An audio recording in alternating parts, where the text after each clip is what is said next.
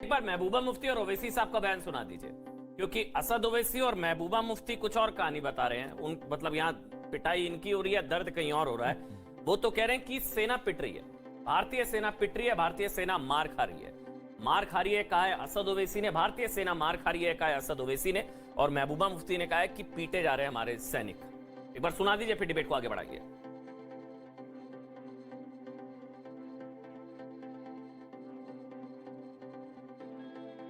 देश के प्रधानमंत्री चीन के नाम लेने से डरते हैं। उनकी सरकार चीन के बारे में बोलने से डरती है। ट्रेड इम्बैलेंस है, उसके बावजूद भी हमारे सेना मार खा रही है, हमारी जमीन में चीन घुसता है। Our soldiers have been beaten up by them. They are not allowed to retaliate. देश के प्रधानमंत्री चीन के नाम लेने से डरते हैं। उनकी सरकार चीन के बारे में बोलने से डरती है। ट्रेड इम्बैलेंस है, उसके बावजूद भी हमारे सेना मार खा रही है, हमारी जमीन में चीन घुसता है। Our soldiers have been beaten up by them. They are not allowed to retaliate. देश के प्रधानमंत्री चीन के नाम लेने से डरते हैं। उनकी सरकार चीन के बारे में बोलने से डरती है। ट्रेड इम्बैलेंस है, उसके बावजूद भी हमारे सेना मार खा रही है, हमारी जमीन में चीन घुसता है। Our soldiers have been beaten up by them. They are not allowed to retaliate. ये वो तस्वीरें इस वक्त आपकी टीवी स्क्रीन पर। हालांकि ये तस्वीरें जो है, ये आप सोचिए तो सिर्फ ट्रेलर है, ये कूटनीति है। ये भारतीय सेना की कूटने की नीति है, पीएलए के खिलाफ सेना की कूटनीति। और सोचिए किस तरह से कूटा गया, किस तरह की कुटाई हुई है। अंदाजा भी नहीं होगा चीन के सैनिकों को कि इस तरह से भारतीय सेना का रिएक्शन देखने को मिलेगा, अंदाजा भी नहीं होगा। आप सोचिए, ये जो डोकलाम में गुरूर तोड़ा था, गलवान में गर्दन तोड़ी और तवांग में हड्डियां तोड़ी, और इतना तोड़ा यहाँ पर और पूरा खदेड़ा, लेकिन यहाँ पर फिर भी सियासी बखेड़ा। इसी को लेकर हम डिबेट करेंगे। कहां से, किस एंगल से ये नजर आ रहा है कि भारतीय सेना पिट रही है। ये असद ओवैसी साहब कह रहे हैं कि भारतीय सेना मार खा रही है, भारतीय सेना मार खा रही है। और महबूबा मुफ्ती, जिनकी देशभक्ति संभवतः मेड इन चाइना देशभक्ति है, वो तो ये देखिए जश्न मना रहे हैं। भारतीय सेना के जवान चीनी सैनिकों को खदेड़ने के बाद जश्न मनाते हुए, उल्टे पांव दौड़ते हुए, ये देखिए उल्टे पांव दौड़ते हुए चीनी सैनिक उल्टे पांव दौड़ते हुए मार के भगाया है, खदेड़ा है। लेकिन असद ओवैसी कह रहे हैं, और साथ ही महबूबा मुफ्ती ये कहती हुई नजर आ रही है कि चीन के सैनिकों से भारतीय सेना मार खा रही है।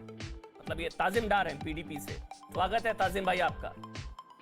शहजाद पूनावाला, भारतीय जनता पार्टी के राष्ट्रीय प्रवक्ता, रिटायर्ड लेफ्टिनेंट जनरल। अब मेरे साथ इस वक्त शंकर प्रसाद, जनरल प्रसाद, बहुत बहुत स्वागत सर आपका।